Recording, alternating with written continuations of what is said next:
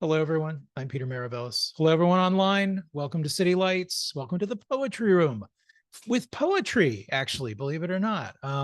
As always, we are beaming to you from the unceded ancestral homeland of the Ohlone people. Just want to take a moment to offer our respects to those who came before us as stewards of the land. So a great pleasure to be able to host Dobby Gibson and the fabulous Sam Sachs here in the Poetry Room tonight on this slightly sweltering day. We are happy to be co-sponsoring this event with our friends at Graywolf Press, who continue to publish amazing work. They're one of the great indie presses of all time. And of course, the fact that they would publish Hold Everything, it shows you they have very good taste and know a good thing when they see it. Dobby Gibson is the author of Polar, Skirmish, It Becomes You, which is a finalist for the Believer Poetry Award. You will find all of these books and much more over here at this lovely table. And for those of you online, if you purchase books, they will be signed this evening. So Dobby's work has appeared in the American Poetry Review, in the Paris Review, in Plowshares. He makes his home in St. Paul, Minnesota. And of course, the fabulous, ever vivacious Sam Sachs will be reading with him tonight. He's the award-winning author of numerous books, including You're Dead by McSweeney's, just got published. Pig, named one of the best books of 2023 by New York Magazine. They're also the author of Madness and Bury It, which is the winner of the James Laughlin Award. Sam's poetry has been published in the New York Times, the Atlantic, Poetry Magazine, Granta, so on and so forth. Such a great pleasure to have you both here with us and a delight. Welcome.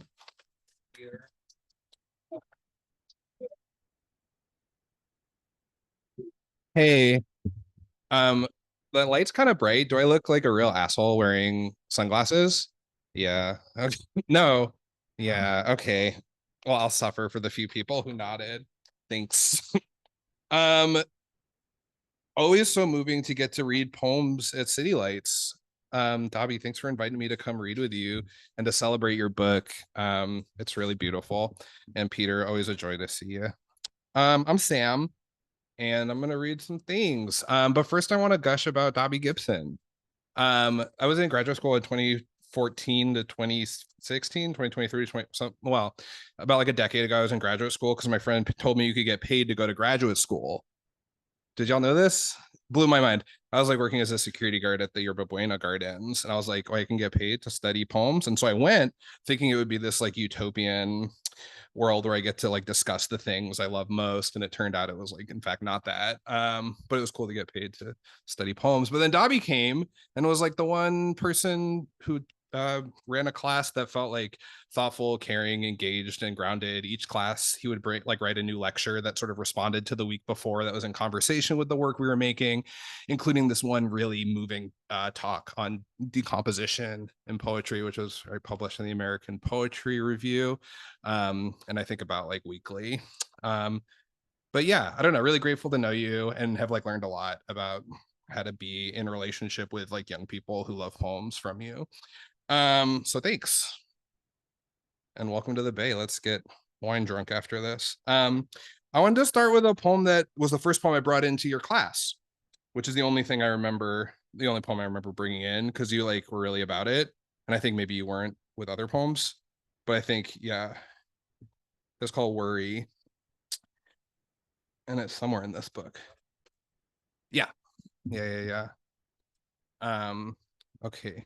And it's in little couplets, which you liked.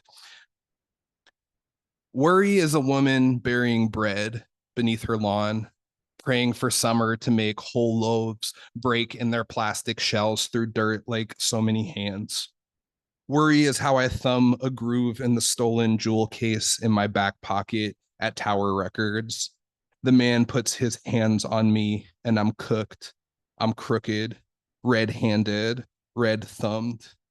Had enough money in my pocket for music. And who really needs that bad? All my father's overtime stocked in our pantry. All my mother's edges worried smooth below the river of her boss's hands. Who am I who steals music?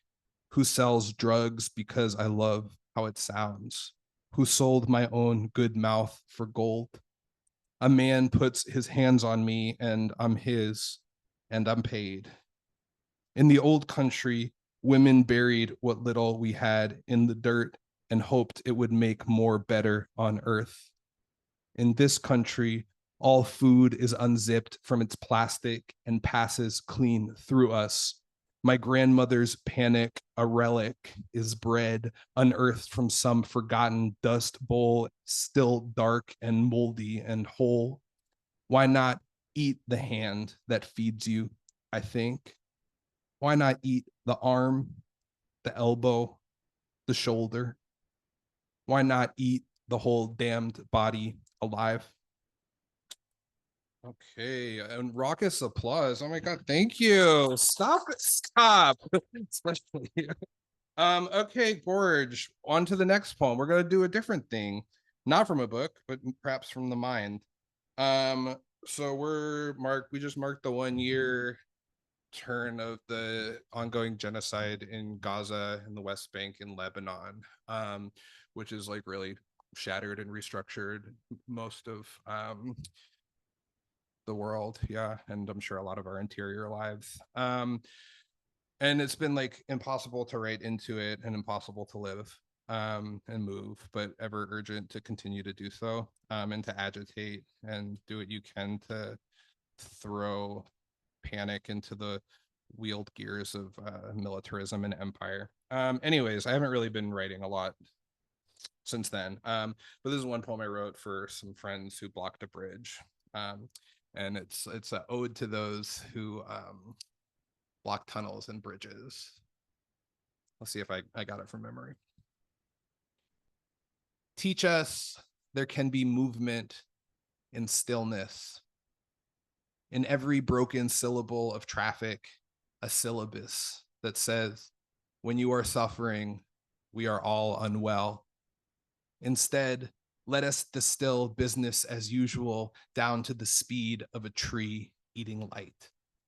As usual, business is built from freight trains and warships, even when it's just coffee. These bridges should only connect the living. So when the living turn again toward death worship, it's time to still the delivery of meats to the galas of venture capital. Time to reject our gods if they are not the gods who teach us all that comes from dirt returns to it holy. The holiest word I know is no. No more money for the endless throat of money. No more syllogisms that permission endless suffering. No more. And on the 8th day of a holiday meant to represent a people fighting occupation, my teachers who stretched a drop of oil into a week of light hold each other's hands across 8 bridges of this settler colony and sing songs older than any empire, even as the chevron burns in the distance. Oh, stilted vernacular of life. Oh, pedagogues of the godly pausing. Oh, what respite lets its mycelia spread beneath the speaking floors of our cities. The story I was taught alongside my first language goes like this. It takes God 6 days to make the terrible world. And on the 7th, he rested. And on the 8th, we blocked traffic. Cool. Thanks. Thanks, y'all. Okay. I wasn't thinking I just don't have shit memorized, so that's one that really sticks to the mind. Cool. Now I'm gonna read other things. Yeah, as we venture forward together. It's okay. That was 7 minutes. Just to let you know where we're at. I was just teaching earlier today. I try to scaffold all my time, so I will continue to read for the next 13 minutes just to prepare ourselves for what you have to endure or pleasure yourself with. Depending. Okay, I made a book of poems about pigs. This came out in 2023, and I'm not going to read out of it right now. I made this novel, my first novel, and so yeah, I'll do that. It's like queer Jewish political coming of age story that like takes place in and around a political self-immolation. And the world of the book happens in fragments. Yeah, that like move back through the protagonist Ezra's life. To their like early childhood and then back into their sort of like diasporic family history. And yeah, it's mostly like not chronological, but I'll read the one section in the center that's chronological. Okay. Oh, and when I go like this, can y'all like clap or snap your hands to mark these divisions in time? Want to try it? Okay, great. Yeah, all at different times is good. That undergirds the sort of thinking of the book. All right. Yeah. Oh, cool. I haven't read this section, so we'll see how it goes. I make a city with my hands. I place angels in the city and people the buildings with televisions. Love is just another thing that happens to you, like a rash or a bad radish or a car accident. My life makes more sense once I realize this simple, irrefutable fact. I meet Arnold at the tail end of college. We followed each other on Tumblr for a few years, having similar interests in the occult and 90s fashion, but never realized we lived in the same town until he posted a picture of a patty melt from an iconic local diner. 10 years my senior, Arnold stuck around after his own graduation to build his life. Not exactly a failure to launch situation since he had a real job and does community work here. He lives in the bottom floor of this old blue Victorian on the edge of town. I'm an English major with nothing else to do. So when I mention on our third date at the one semi-gay bar in town that I have to move out of the dorms at the end of the month, he suggests I move into the old blue Victorian when the month ends. I go ahead and do just that. It's an interesting way to get to know someone, seeing their life from the inside out. Strips away any pretense or performance. Before the first night ends, you're both going to have to shit and put in your mouth guard and apply your various elaborate night creams. He's quick and discreet about it, locking the door, playing music on his phone while I do my business with it half open, still used to the communal dorm bathrooms. Arnold is bald with a little mustache, like the Monopoly man, but swole. He seems like a good man, emphasis on man, meaning proper adult. He wears starched striped shirts with buttons. He buttons all the way up to his razor burn neck before driving his silver Impreza to work at the youth services nonprofit. He owns his property, has dinner parties and a 401k. The night I move in is the first proper night I've spent with him. Before this, we've just fooled around in his car like a couple kids. He unbuttons his shirt and folds it into a crisp retail display before placing it in his dry cleaning bag. What a psychopath, I think. When we have sex, I can tell he thinks he's making love to me. It's almost entirely eye contact, as if eye contact could be a kind of penetration, which clearly it can, but this was not. I accept him inside me, legs open wide, how you'd hug an uncle. Below the beige pottery barn curtains blowing in a night gust of wind to reveal a full and exaggerated swollen moon. I swallow a laugh. How is this my life? Thank you. Life here is simple and meticulously curated, like living in a private museum or being a long-term guest in the house of a friend's wealthy parent. There are various replica indigenous masks on the walls from Arnold's extensive travels. There's a cabinet whose entire purpose is to display small glass figurines, like a grandmother or that Tennessee Williams play I haven't seen but know is canonical, gay, and decidedly sad. I have the bottom two drawers of a dresser for my things, and that's it, which is fine, never having much been one for things, or at least never having had much a chance to accumulate them. We have a nice little life, Arnold and me. I grow easy into my domestic duties. I already cook okay and now learn how to clean properly. He likes when I wear a little apron and nothing else. It's a fun bit until he grows to expect it, laying out the black apron on the kitchen island when it's time. Then it becomes a kind of labor, and I go ahead and consider that rent. Alone in the house most days while Arnold's at work, I spend hours arranging and rearranging everything just so. Most of my friends have moved on to jobs in cities, or at least better towns, but the few who remain come over every now and then to drink on our porch while Arnold reads inside. Slowly, though, even they stop coming by, unable to really vibe with this new grown AF lifestyle. They want to do dumb kid shit, turn up and make bad decisions, the kind I understand and occasionally even yearn for. Dad's been too busy fundraising for the new synagogue to come visit, so I send him pictures of our little life here. I don't want the pictures to look too staged, but I want the home to appear lived in. So I dishevel the slipcover, unpin the curtains, rearrange some plants. Nice flowers, he replies to the photograph of the bay window overlooking the neighbor's garden, which I never said is ours, but don't correct him either. Okay, thanks. Sundays we splay on the chaise listening to records flailing around. Sometimes I do an interpretive dance to some old soul record and he'll laugh, recording it on his phone. Other times he'll put on an opera I know nothing about and we'll sit quietly on the couch listening through its movements. At least once a record's turn, the contralto or mezzo soprano will be singing some exaggerated grief and it will rise up, overtaking him, and he'll begin sobbing and shaking there on the couch. I do my best to make up the stories in my head, but even when I come up empty, all that energy is enough to make me start crying alongside him. How the right resonant note can shatter a glass across the room. And I find myself crying not at the opera, but at the man beside me, letting all that opera pass through his large and trembling frame like a train carrying animals through the night. Angels in the city and people the buildings. I meet his half sister Constance a few months in when she comes to visit from Hartford, and the whole meal she refuses to look at me like I'm some kind of boy ghost that might go away if simply ignored. We all sit at the table together and they spend the dinner talking about people I've never heard of, family members or famous activists or dead philosophers. I don't recognize any of the names. Arnold spatchcocked and roasted a chicken with some turnips. I do my best to smile when they both do and politely cut into my bird. I ask her to pass the gravy, but maybe I ask too softly, so I just eat quietly my dry and undressed meat. I'm supposed to be the roommate, he tells me moments before she arrives without offering any explanation as to why. After we finish the meal, she turns her attention to me for the first time. What's up with you? She asks. Do you speak?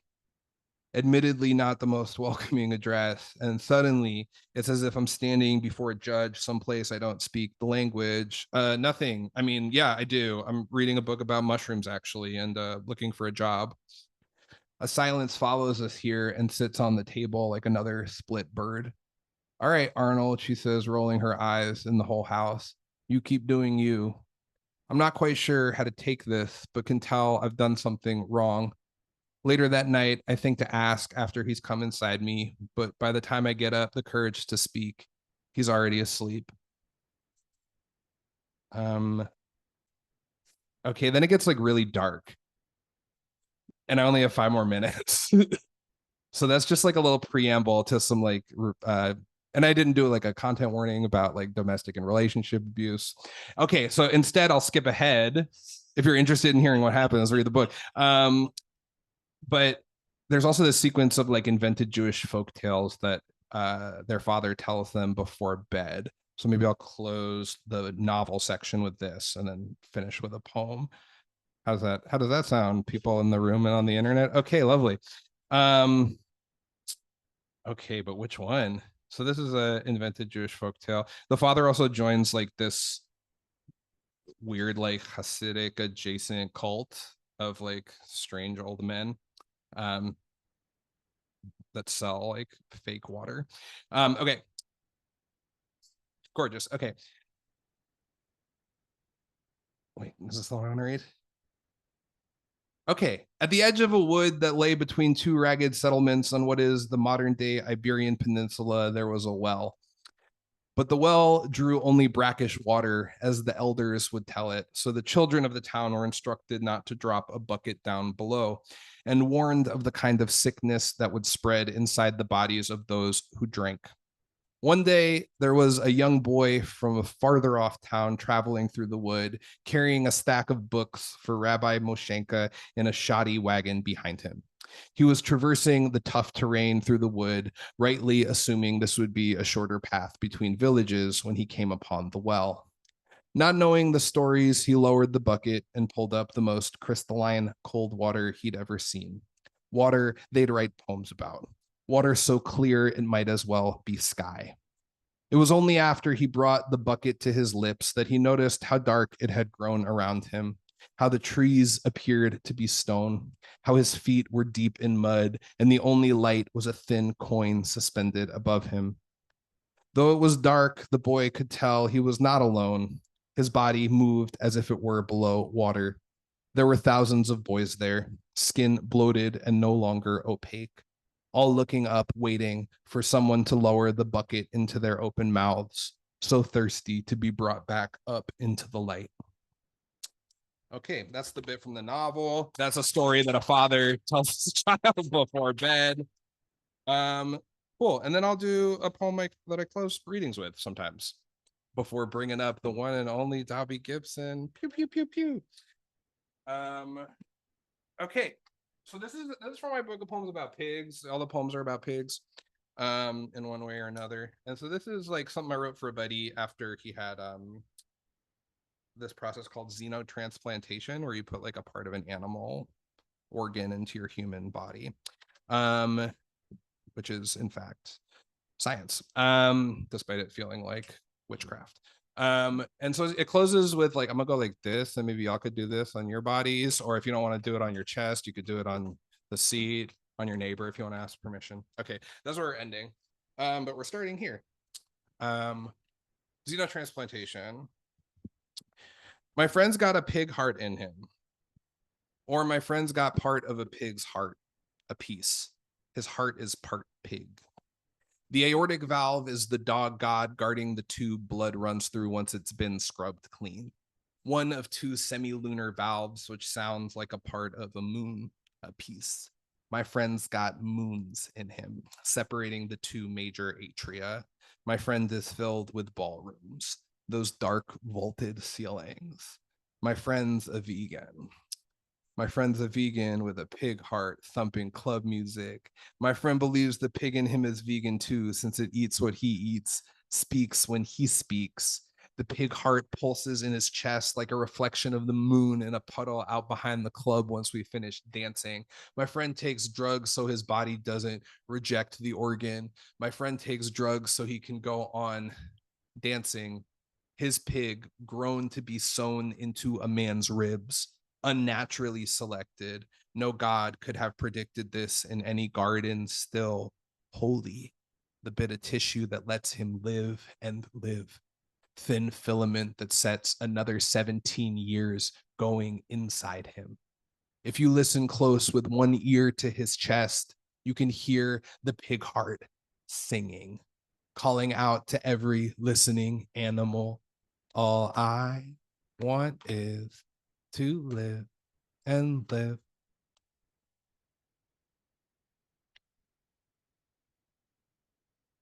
Well, thank you all so much. Appreciate it.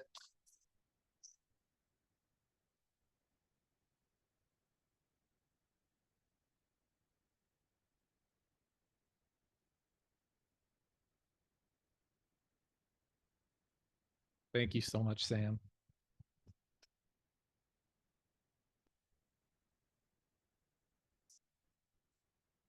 Beautiful. There's no place I would rather be launching a book than right here at City Lights with so many friends in the room. Thank you all for being here. Thank you, Sam. Thank you, Peter, for hosting us. What a delight. Yeah, Sam arrived fully formed in my workshop in whatever year that was.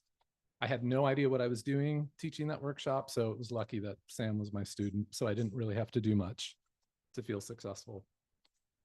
This is a test of the Federal Emergency Management Agency wireless warning system. We've all walked into the bar of a joke we'll never get. Knock, knock from the evangelicals inviting you to pancakes. Knock, knock from democracy looking for its key fob. Don't open the door if the knob feels warm. When all goes quiet, you'll know the wolves have you right where they want you. Some days, more than anything, I want my old bike back. Some nights I switch on the porch light to watch the bugs. It's nice to have something bright and buzzing to gather around. Hasn't the goal all along been to make an unforgettable sound? For Beethoven, the ringing in his ears never stopped. For Miles, there was no wrong note, only what comes next, and it's hard not to fear what comes next. One summer, the emergency is the butterflies vanish. The next, it's nothing but smoke. What's really scary are miniature horses, pink ribbons in their tails, prancing around the fair while everyone conceals and carries and cotton candy fills the air. A fortune lurks at the center of every grapefruit. There's a howl coming from inside the glacier. An old car backfires, and then the sky is full of crows. Thank you. My apologies to the miniature horse community. if you're out there. So Hold Everything, I think as a title, I want to be read as alerts kind of from the front lines of our strange present, but also an invitation to do some accounting, and maybe even find our way towards praise. This next poem is called The Little Prince. The Little Prince. My parents' bookshelves watched over us in the brown room, warm from the television, and my father's electric worry, which I would soon inherit. It was where the news began. Good evening. There is trouble brewing tonight in Washington. The spines of the book stacked into poems, one called The Invisible Man. Great expectations as I lay dying, and then there were none. Balanced atop the atlas of the world, where I loved wandering around Djibouti, in the room my father summoned me to, where I more than once said, what did I do wrong now? My ignorance unabridged, my forehead aching with ad hominems. I wanted to know my role in the story as winter dozed through its frozen symposium. I was hoping to find a better word for how it felt to be so uncertain that also meant bathing oceanside. Each book was another decision to learn to live with. When I reached for the oldest ones, they said, someday you will know what it means to be alone. So one of the many, I don't need to tell anyone in this room how special City Lights is, right? One of the many great things about City Lights is it will never become, I'm confident in saying this, I haven't talked to Peter about this, it will never become a Boingo hotspot. This poem is called Boingo Hotspot. What did I do to deserve remembering those words while sitting on the patio watching tulip petals drop into a bowl of dog water? Spring is impossible. I fear for flowers, and I've sat here long enough to report that this is as close as the squirrels will come. Today I read they've discovered a way to pull our DNA from the air, as if anyone needed another reason to hold their breath and move along. The more questions I ask the great machine, the more human it becomes. Hello, machine. What are you making of your inner life? I hope you decide it's worth as much as I do mine. Watching petals float in a bowl of water, the truest part of me no one can reach. The scissors on the table are saying, let's run. Thank you. So one of the things I'm doing with this book is kind of playing around with the sonnet and maybe a little bit desecrating it in a way that I found was productive. This poem is called Poem with 14 Openings. Like fireworks on the 5th of July, like honking at a hearse, like moonlight floating through an opened lift bridge. There is no other king. These are every king's thoughts exactly. Like bringing guacamole to communion. Like feeling a barber snip a forgotten price tag from your collar. You do not do doobie doobie do. Para continuar en español a primo dos. Like learning the cats of the Acropolis dream in color. Like witnessing a mail carrier pass by your house without stopping. To brace yourself for the impact, it's best to go limp. Like circling a roundabout with a funeral home in the middle. Like a firefly landing atop an unlit match. Like an unlit match carried in a rowboat out to sea.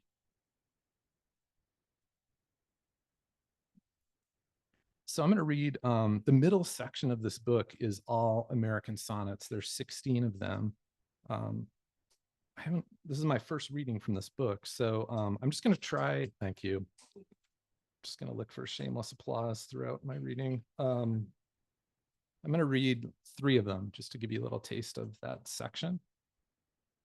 They're not all titled Hold Everything, but I'm just going to keep saying the title to delineate between them. Hold Everything. I awake a tiny god orphaned by dreams. Morning arrives like a window salesman selling me a view I already have. Handed an entire life, what have I accomplished? A dragon wouldn't care, but I'm a lousy dragon. If only there was some other world to exact revenge upon. In this one, the demons are our own. At the hospital downtown, a few more ambulances join the line backed up onto the street. Cars swerve around it to reach the market for fresh berries, dill pickles, a fifth of vodka to freeze as cold as interplanetary space. Even luck can be unbearable. Carrying on is the oldest ballad. You have the right to remain silent. When no one is listening, try to sing yourself free.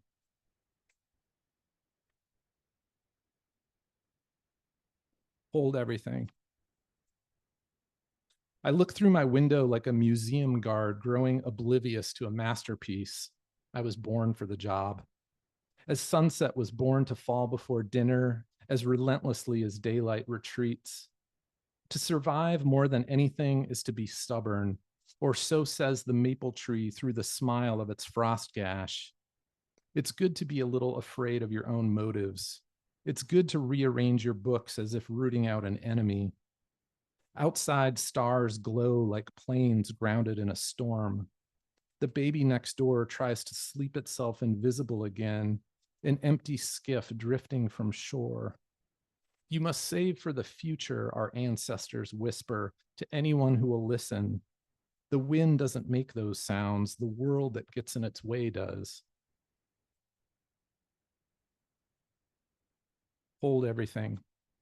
It's stupid, really, that we would believe this is it, that the universe isn't splitting off into more versions of itself, that the heart doesn't shrink the longer you're in orbit, or the past won't eventually return as an omen, that it's not raining diamonds on the dark side of Saturn, or the symbolists aren't lurking behind the orchestra in their tuxedos, preparing to strike. The baby crabs aren't happy walking sideways past the ruined drones washing ashore, or a spider won't open her mouth and send 1,000 spiderlings rushing out. The way other worlds rush out from us, the mother blowing a lash from her baby's cheek, an owl turning its head all the way around, the sun, the sun. So I'm going to read just a couple more and we're going to do a little chit chat. Okay. Great. So in 2023, we lost the poet Dean Young, and I spent so many great times with him here. I wanted to read this poem, if I can get through it. This is for Neil. Dean's Mask. Matt handed it to me, saying this funny one with a crown of skulls should be yours. We were emptying the apartment in Cincinnati, and I knew where it hung on the wall in Texas when he was happier, next to a wooden giraffe's head and a drawing that looked like a melting feather. As we packed his books into boxes, fragments of poems kept falling out. Matt said, "Holy shit, listen to this." I remembered being young and taking turns with him at his typewriter. The lesson was always you couldn't go fast enough, only try too hard. Even now, I can see his face glowing behind golden glasses as we discover another happy accident. I'll never dare to hold the mask to my face where it wouldn't fit. Instead, it leans against my bookcase and laughs and scowls like someone who knows the way to Pennsylvania. I don't need the mask, and neither do you. We can say anything now. All the words sound different. Thank you. Okay, one more. Thank you guys so much for coming out. Thanks, City Lights. Thanks, internet people. This is the last poem I wrote for the book. This is called Poem for Zinnias. Someone left these flowers on the steps without a card. Has this ever happened to you? Petals pink enough to be science fiction. The neighbors say they saw nothing. Maybe you were sent from the future, which makes sense given how long I've been trying to reach you. I'm trying not to log on to the contemporaneous Scream Plaza, The fire eaters of certainty lurk there with their endless menus of no choices. I feel like a blacksmith making waffles. I'm a microsurgeon who can't brush his teeth without squinting. Flowers, can you hear me all the way in the back? I'm with you here in the final days of what must seem like a Byzantium. It must be hard knowing how much of this could have been avoided, how these times, like your own, are so precedented. I wish I could arrange things for you differently. I'm leaning in to listen to your voices in this vase on the table.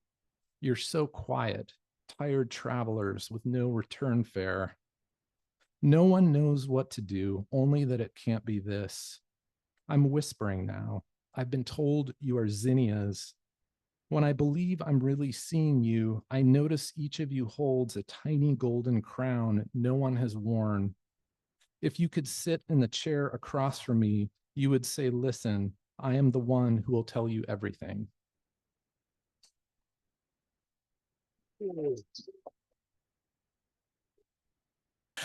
So like the book Hold Everything, it gives us both like it's a capacious and sort of like dialectical title, right? It's like it's a book that can hold everything, but also like deals with sort of refusal, right? Like hold everything, but just as a sort of titular gesture. And I guess I'm curious, like while making this book, what have you found that like the book can and can't hold? Or the poems itself? Yeah. What it can and can't hold. Yeah. I mean, I think with this book, I was particularly leaning into contradictions, including that one, and just trying to like write directly into those. Even particularly with those sonnets that I just read 3 of.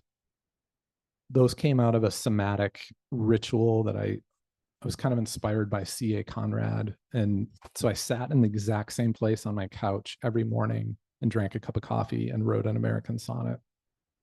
And so I found that, speaking of like capaciousness, I wrote like 100 of those. So I just kind of like exhausted that form. So yeah, just trying to get that tension though within the book itself, which involved throwing a lot out. Yeah.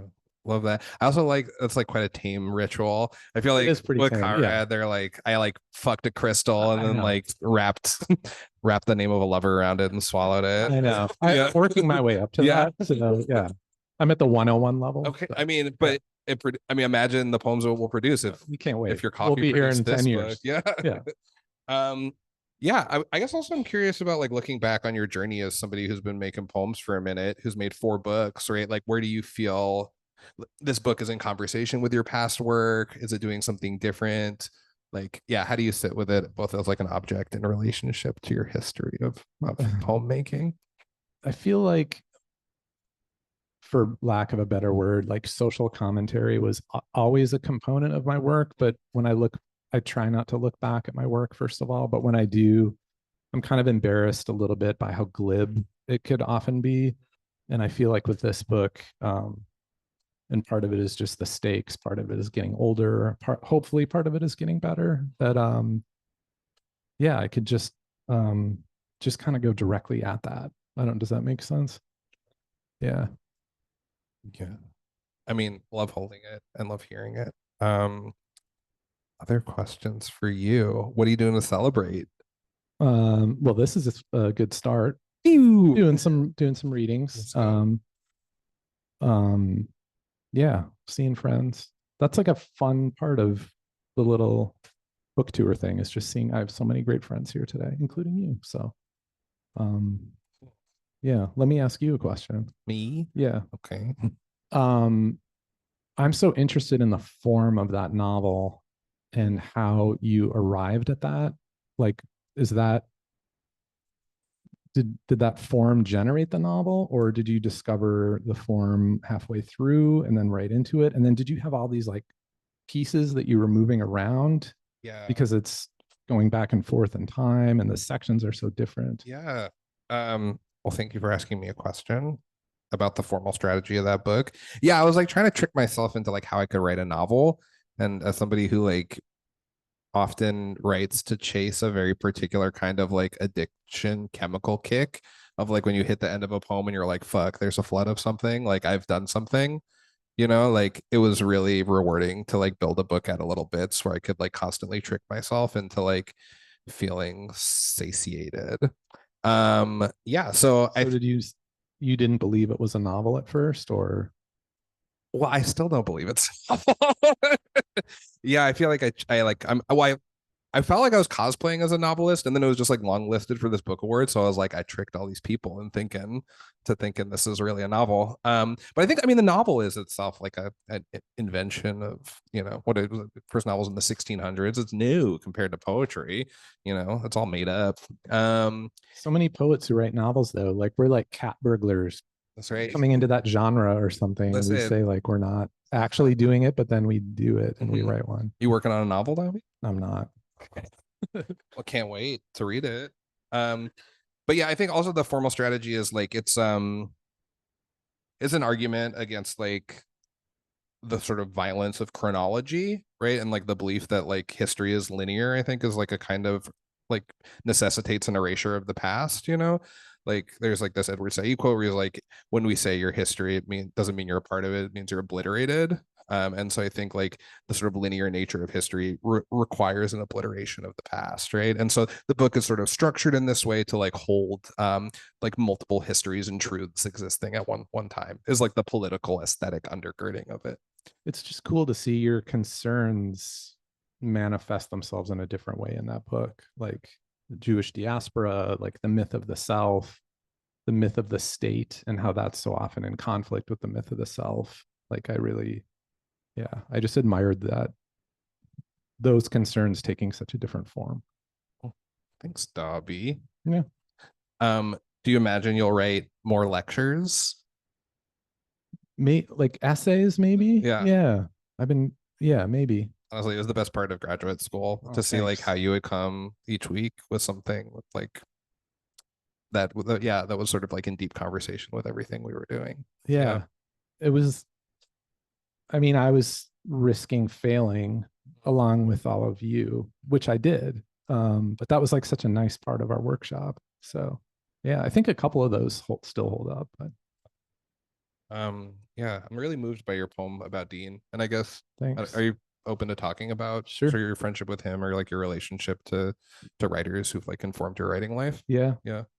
He's a big one. Neil, who's here, this is my MFA thesis advisor, Cornelia Nixon, the best, the best. Indiana. So like we have like all these teacher connections. Yeah. Yeah, at Indiana University. Yeah. I don't know. I feel like as a poet, I mean, Issa is like a teacher, you know. I feel like I'm in conversation with ancient poets, contemporary poets. Like I don't, do you feel like that too? Yeah, I'm just talking shit often. Oh. Respond. No. Yeah. I think mostly I'm just I have like a handful of friends that I'm always trying to make smile, I think, or cringe. Yeah. Like you. Yeah, like you. Yeah. It's nice. What else? Any questions from you guys? Yes, Ben.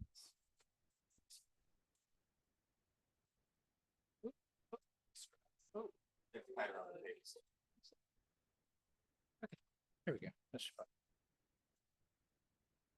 Yeah, I guess this question is for both of you, although Sam sort of already answered it when he said that like you get like a big serotonin rush or whatever when you know you've done something.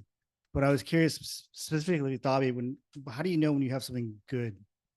Like when I read your poems, it's oftentimes I'm like confounded by an image, or I feel like it's like an obstacle I have to move around in your poem, and I that can't be what's good for you though. Like that's what I sense in it. But I don't think you're going for that. But I'm curious, how do you know when you've got that thing?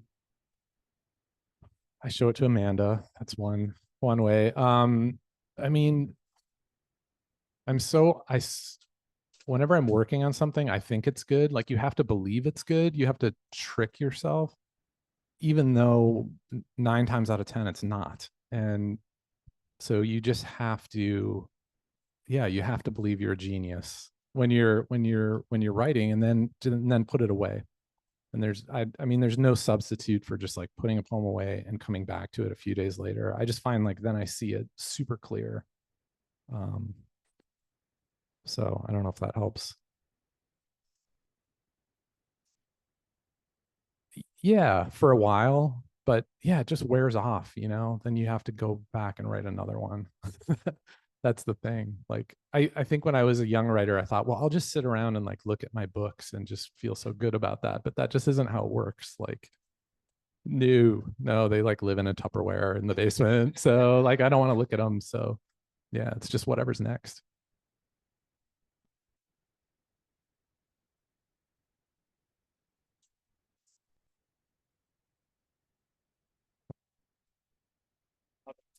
I was this one's for Sam. I guess I was wondering how you had so many books of poems that were so sort of successful from my perspective, Thank you.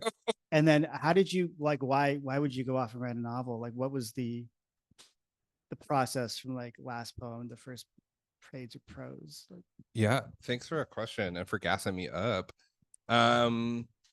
Yeah, well, I made a bunch of chapbooks before those books. I feel like I've kind of always been like making things and zines with friends and like anthologies and stuff. So like, I don't know. I feel like I'm happiest when I'm like generating and sharing work with people.